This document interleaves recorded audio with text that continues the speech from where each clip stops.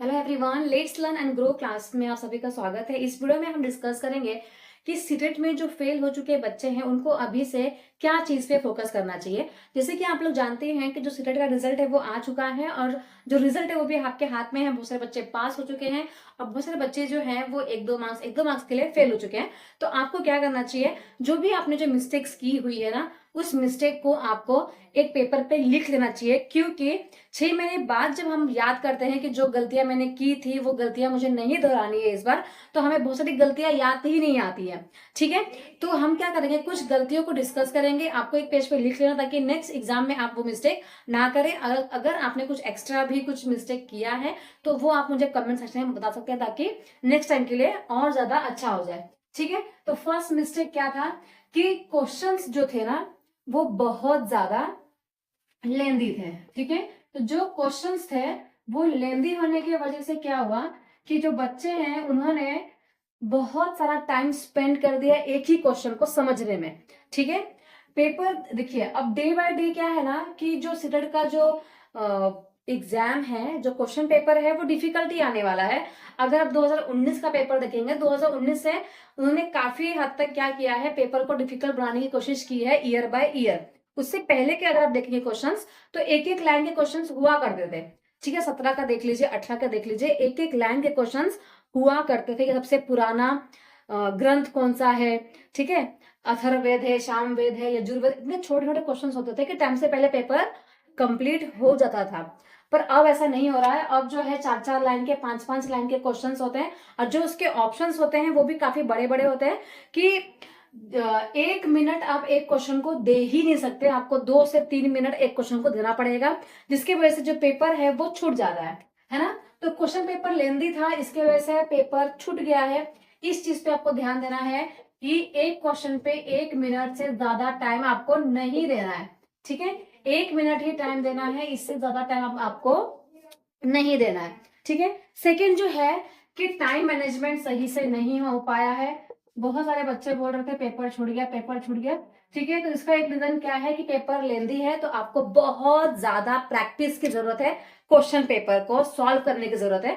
अगर आप पढ़ रहे हैं, बहुत अच्छी बात है, आप कंटेंट पढ़ रहे हैं, एसेस पढ़ रहे हैं, तो जब तक आप क्वेश्चन पेपर सॉल्व नहीं करोगे तब तक आपका दिमाग नहीं खुलेगा, आप क्वेश्चन को समझ ही नहीं पाओगे कि क्वेश्चन क्या कहना चाहता है। ठीक है, तो आपको ना क्वेश्चंस बहुत ज्यादा सॉल्व करने की जरूरत है क्वेश्चन पेपर को। तो ये जो प्रॉब्लम है वो इससे आपका सॉल्व हो जाएगा। अगर आप लंबे लंबे क्वेश्चंस पढ़ना स्टार्ट कर देंगे तो एग्जाम में भी इजीली क्वेश्चन को पढ़ पाएंगे और समझ पाएंगे। ठीक है, टाइम मैनेजमेंट सही से नहीं हो पाया। ठीक है, क्योंकि एक क्वेश्चन पे 1 मिनट से ज्यादा टाइम दे दिया गया है। ठीक है, तो टाइम मैनेजमेंट भी आपको सही से बनाना पड़ेगा। बहुत लोगों का ये क्वेश्चन था कि टाइम पेपर जो है वो टाइम से नहीं हो पाया, पेपर जो है हमारा छूट गया।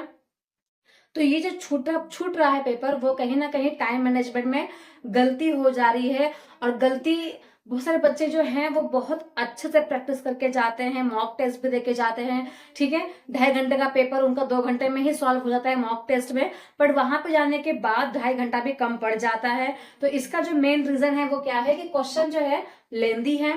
ठीक है, बहुत बड़े बड़े क्वेश्चन है। ठीक है, तो आपको क्या करना है, प्रैक्टिस करना है जितना हो सके उतना, उससे ज्यादा। ठीक है, थर्ड जो है, थर्ड जो आपका पॉइंट है वो है कि सबसे पहले ऐसा हो सकता है कि आपने हार्ड पेपर को क्या किया होगा, सॉल्व किया होगा।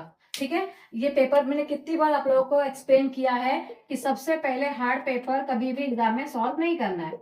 ठीक है, जैसे कि आप लोग जानते ही हैं कि जो पेपर है वो 4 भागों में और 5 भागों में डिवाइड होता है, जिसमें सीडीपी होता है, एसएस होता है, मैथ, साइंस, हिंदी, इंग्लिश होता है। ठीक है, अब ऐसा होता है कि किसी किसी बच्चे को सीडीपी, कोई कोई बच्चा ऐसा करता है कि वो पूरा लाइन से ही पेपर सॉल्व करता है, पहले सीडीपी करेगा, फिर एसएस करेगा, फिर इंग्लिश करेगा, फिर हिंदी करेगा। ठीक है, बट ऐसा हो सकता है कि सीडीपी किसी बच्चे का अच्छा नहीं है, उसको सीडीपी डिफिकल्ट लग रहा है, और तो भी वो बच्चा सीडीपी लेके बैठेगा तो पूरा का पूरा टाइम कहाँ वेस्ट हो जाएगा, वो वेस्ट हो जाएगा उसका यहाँ पर। ठीक है, तो ऐसा नहीं करना है। जो आपको अच्छे से आता है, इंग्लिश, हिंदी, ठीक है, तो आपको उससे पहले स्टार्ट करना है। जिस सब्जेक्ट में आपका कमांड है, उस कमांड वाले सब्जेक्ट से अगर आप स्टार्ट करोगे तो काफी हद तक आपका टाइम बच सकता है। और इससे क्या होगा कि आपका मोटिवेशन लेवल भी हाई हो जाएगा, क्योंकि आपको सारे आंसर इसमें क्या होंगे, आते होंगे, ठीक है। अब यहाँ पे आपको क्वेश्चन के आंसर्स ही नहीं आ रहे तो भी आप इसमें लगे पड़े हुए हैं, तो ये किसमें क्या हो सकता है, आपका नुकसान हो सकता है। और बहुत सारे बच्चों ने ऐसा ही किया है, उन्होंने क्या किया है, हार्ड पेपर सिलेक्ट किया है, ठीक है। इसके बाद है spend lots of time in one question, lots of time in one question, ठीक है। तो एक क्वेश्चन में क्या हुआ है कि क्वेश्चन लेंदी है, तो बच्चों ने एक क्वेश्चन में बहुत सारा टाइम वेस्ट किया है, जिसके वजह से पेपर जो है वो छूट गया है, ठीक है। इसके बाद देखिए, इसके बाद क्या होता है कि ये जो इंग्लिश और हिंदी है बहुत ज्यादा टाइम बचाने वाला सब्जेक्ट होता है और मार्क्स स्कोरिंग होता है, ठीक है, क्योंकि इसके आंसर आपको इसके अंदर ही मिल जाते हैं। तो इसमें क्या होता है कि आपको देखना होता है कि आपने जो आपका एडमिट कार्ड है उसमें आपने पेपर 1 कौन सा लेके रखा है, लैंग्वेज 1 कौन सा लिया है और लैंग्वेज 2 क्या लिया है, ठीक है। तो समटाइम्स हम क्या करते हैं, लैंग्वेज 1 अगर मैंने हिंदी लिया है ना, तो हम बहुत सारे बच्चे की मिस्टेक करते हैं, लैंग्वेज 1 में वो इंग्लिश का फिल करके आ जाते हैं, और लैंग्वेज 2 उन्होंने अगर इंग्लिश लिया है तो लैंग्वेज 2 में वो हिंदी का फिल करके आ जाता है, क्योंकि उनको पता ही नहीं है कि सॉल्व क्या करना है, ठीक है। अगर लैंग्वेज 1 हिंदी है तो ऊपर लिखा रहता है, उसको रफ कर देते हैं, ठीक है। ये भी मेरे बाजू में एक लड़की रहती है, उसने ही ये मिस्टेक किया है, जबकि मैंने उसको 50 बार बताया था, पर उस टाइम पे हम इतना ज्यादा नर्वस रहते हैं कि दिमाग बिल्कुल काम ही नहीं करता है ना। तो अगर आप सेक्शन 4 पे जाओगे तो इसमें ऐसा लिखा रहता है लैंग्वेज 1, ठीक है। तो अपने एडमिट कार्ड में अगर आप देखोगे तो वहां पे लैंग्वेज 1 आपने क्या लिया है, समझ लो एडमिट कार्ड में हिंदी, ठीक है। तो ये जो पेपर है लैंग्वेज 1, उसमें आपको हिंदी भी नजर आएगा, ठीक है, इंग्लिश भी नजर आएगा, गुजराती भी नजर आएगा, ये सारा फर्स्ट लैंग्वेज में है, ठीक है। तो आपका फर्स्ट लैंग्वेज क्या है, आपको इस लैंग्वेज 1 में वही पेपर को सॉल्व करना है। जैसे कि लैंग्वेज 1 हिंदी है तो आपको हिंदी का पेपर यहाँ पे सॉल्व करना है, पर बहुत सारे बच्चे क्या करते हैं, लैंग्वेज 1 में इंग्लिश मतलब कि करके आ जाते हैं। फिर आप जो पार्ट 5 देखोगे तो उसमें होता है लैंग्वेज 2, ठीक है। तो अगर आपने लैंग्वेज 2 इंग्लिश लिया है, ठीक है, और यहाँ पे हिंदी है, इंग्लिश है, गुजराती है, ठीक है, तो ये सब सब्जेक्ट दिया है, तो यहाँ पर आपको इंग्लिश का जो पेपर होता है उसको सॉल्व करना है। तो आपका जो एडमिट कार्ड है इसके अकॉर्डिंग आपको ये फिल करना होता है। ये जो मिस्टेक है मोस्टली कौन करता है, जो फ्रेशर्स होते हैं, फर्स्ट टाइम एग्जाम देने जाते हैं, ये लोग क्या करते हैं, ये सारे मिस्टेक्स को करते हैं, ठीक है। जो जिसको नॉलेज हो चुका है, जिसने ऑलरेडी बहुत बार अटेम्प्ट किया है एग्जाम, वो लोग इन गलतियों को नहीं करते हैं, ठीक है। अब नेक्स्ट जो है गलती आपकी, जो आपने गलतियां की हैं, ये सारा आप लिख लेना। इसके अलावा भी अगर कुछ मिस्टेक है तो आप मुझे कमेंट सेक्शन में जरूर बताइएगा, ताकि हम डिस्कस कर पाए नेक्स्ट वीडियो में, ठीक है। एक जो प्रॉब्लम है, मिस्टेक जो है बच्चों ने की है कि किसी किसी पोर्शन में ना, जैसे कि किसी कोई कोई पार्ट है, ठीक है, जैसे कि 1 2 3 4 ये सारे सब्जेक्ट होते हैं, है ना। एक हो गया सीडीपी, हो गया आपका एसएस, हो गया हिंदी और इंग्लिश पकड़ लीजिए। अब इसमें क्या होता है, कोई कोई बच्चा क्या करता है, एक ही सब्जेक्ट लेके पूरा का पूरा आधा घंटा बैठा रहेगा, पूरा का पूरा 1 घंटा बैठा रहेगा, जब तक सारे 30 के 30 क्वेश्चन वो सॉल्व नहीं कर लेते हैं, तब तक ये पेपर 2 में, मतलब कि जो लैंग्वेज 2 है, जो पर्टिकुलर सब्जेक्ट जो 2 है, उसमें वो जाते ही नहीं है।